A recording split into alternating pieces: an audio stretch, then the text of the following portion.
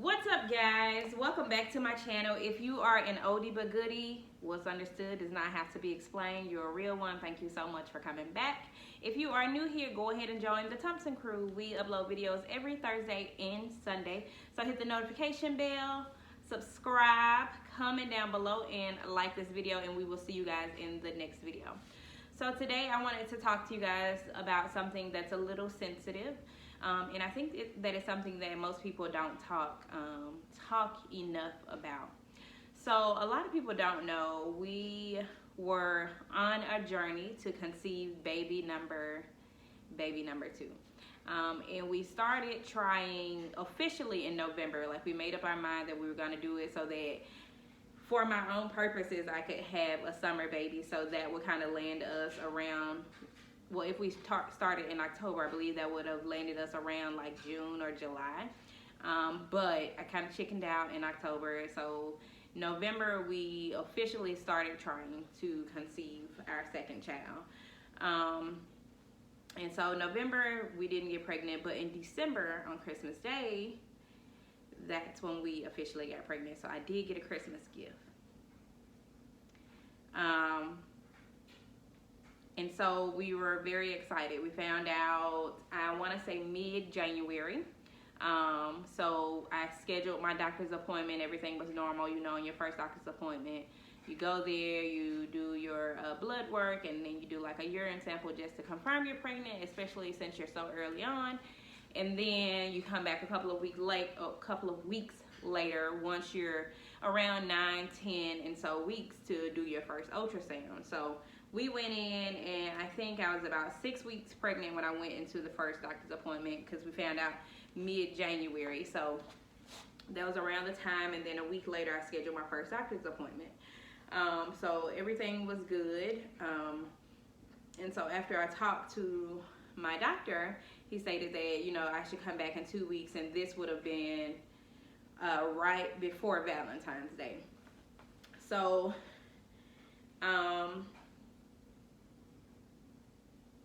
yeah, so we scheduled our ultrasound for that Thursday right before Valentine's Day.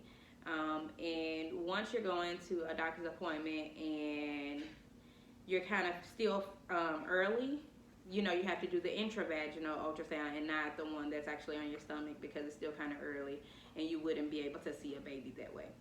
So before we go into our ultrasound appointment, I was driving in my car. I had been prepared all day, and Bobby was preparing to surprise me at the appointment, because I didn't know he was coming. And so I was driving in my car, and I usually don't drive in my car with the radio on or anything like that, because I like to think, especially if no one's in the car with me, I like to just kind of think and reflect on the day and just kind of drive in silence. So as I was driving to this doctor's appointment, I heard a voice in my head that said, you know, just trust God's plan. So when this voice came into my head, I automatically knew that it was God telling me that this wasn't going to be a favorable doctor's appointment. Like, I knew that we were going to go in here and we were going to be a little bit disappointed. So I had to kind of prepare myself on the car ride, and I said, well, you know, whether it turns out that we go in here and there is a heartbeat or there isn't a heartbeat, I am going to trust God's plan. Now, that is so easy to say when you're not faced with adversity, when you're not in that moment and you're not being subjected to the bad news. It is easy to say that I'm going to trust God's plan. Absolutely. But once you're in that moment and you have no other choice but to face God's plan, it's a lot harder than what a lot of people would imagine. So we were going through it, and we get to the ultrasound, and I'm not thinking anything of what had just happened in the car. You know, I'm just like, okay, whatever it is that God has for me, God has for me, and I just have to learn to accept that, because sometimes I think we get so caught up in planning our lives and forgetting to include God that God kind of laughs at our plans. You know what I'm saying? this entire time we were, mostly me, I was like, let's just go ahead and have a baby because I want to have a baby before I turn 30, even though I still have about 2 years before I turn 30. I want to go ahead and get him out the way. I want to preferably have a summer baby. I just want to be in control of everything, but I didn't consult God on that. I was just like, we're going to do it, and we're going to do it now. We're going to do it on my time. So I'm rushing to get all of this stuff done, and God just said to me, he was like, don't you know that you serve the author of time? Like, don't you know that I created time, and you have nothing but time to do whatever it is that you need to do. So why are you in a rush? I'm not in a rush for the same thing that you're rushing for. It will come in my time. It will come when it's perfectly fine and when it's perfectly time. And that's when you'll receive the blessings that I have for you. So we get to the appointment, and the ultrasound tech, she's asking me questions, the normal questions that you go through once you're going through ultrasound. Have you been bleeding? Have you been spotting? Is anything outside of the normal with this pregnancy? And I said, no, everything's fine. I haven't been bleeding. I haven't been spotting. So she inserts the ultrasound tool, and they're looking up there. And slowly but surely, she's starting to pull it out. And she was like, are you sure you haven't been bleeding? And I'm like, no, I haven't been bleeding. And she says, well, I'm just going to go get the doctor real quick. And at this time, I had already been kind of like reading her body cues and non-verbal language, because God had already prepared me for what was about to happen. So she said, I'm just going to go get the doctor. I said, there's no need for that. You can just go ahead and tell us what's going on. So she turns the screen around, and she's like, well, you see, you have a sac, but there's no baby in the sac. So it's not a viable pregnancy. So at that time, I'm just like, okay, breathe. You said you were going to trust God's plan. You said you were going to trust God's plan. You said you were going to trust God's plan. And in that moment, I had no other choice but to trust the plan that God had bestowed upon me at that time. Because if you've ever gone through a miscarriage, like, you have so many hopes and dreams, and you start to prepare, you start to plan a baby shower if that's the route that you're going to go on. You start to think of baby names, and what if it's a boy? What if it's a girl? What are we going to do with this child? I had some of my doubts and my fears about becoming a mom to a second child. It's like, what if this child doesn't love me the way that Deuce does? Or what if I can't love this child the way that I love Deuce, and et cetera, et cetera. But, those are the things that you kind of get over, because I always hear that the transition from 1 to 2 is really hard. But once you have 3 or more children, it's kind of like, okay, they can just join the clan. Like, it doesn't get any different because you already have multiple children. It's the transition from 1 to 2 that seems to be the most difficult. So we're walking out, and they're just like, okay, let's just check your blood levels to kind of see what has gone on. And my doctor, he comes in, and he's talking about, well, what kind of options do we have now? How do we get it out? So you can either go the natural route, and the natural route can take anywhere from a week, well, really a day, a week, or a month. And because I had a miscarriage, that's when you miscarry. You don't have any symptoms of a miscarriage, but your body doesn't realize that the pregnancy is no longer viable. So it can take you a very long time for your body to realize that the baby is no longer growing and developing before it starts to go through the process of expelling the baby on its own. So I told them, I said, well, let me just make sure, let me just be sure of my options before I schedule a D&C. So I waited the next week, and just called in to see what my beta levels were, and it turns out that they were low and the pregnancy was no longer viable. And so we just went ahead and scheduled a D&C. So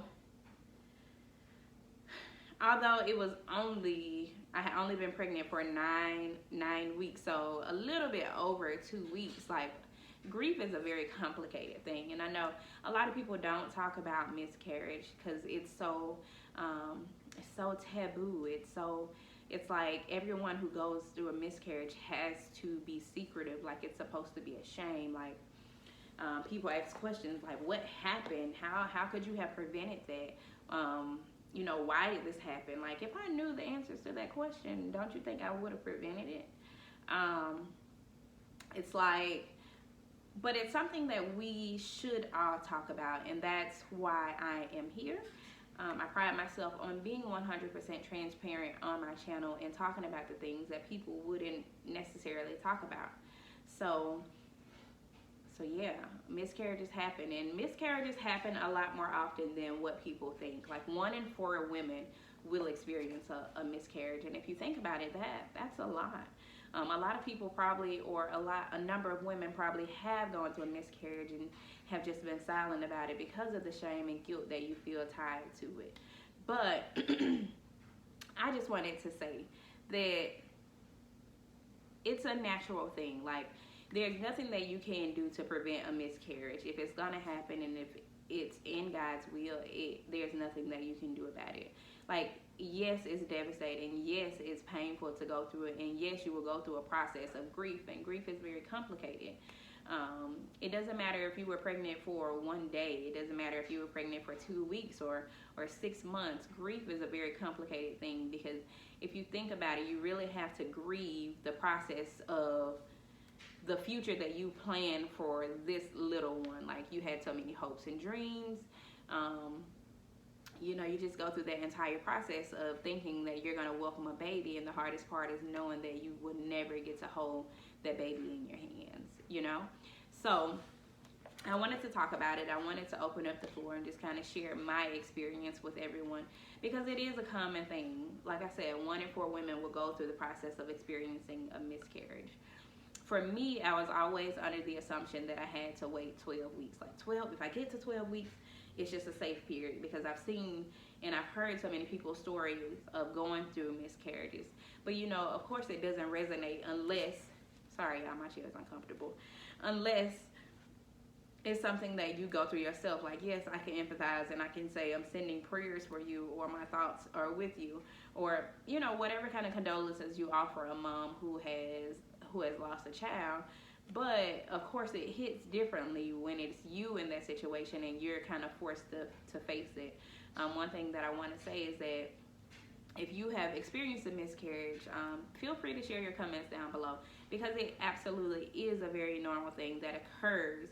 It's 1 in 4 women, so you have to think of how often that experience could be. It could be your friend, it could be a coworker, it could be a cousin, it could literally be your sister, it could be anybody. So it's something that no one should have to experience alone. Like, everybody should be able to talk to somebody about experiencing a miscarriage. And if that's something that you've experienced and you want to talk about it, feel free to comment down below and we can start a discussion about it.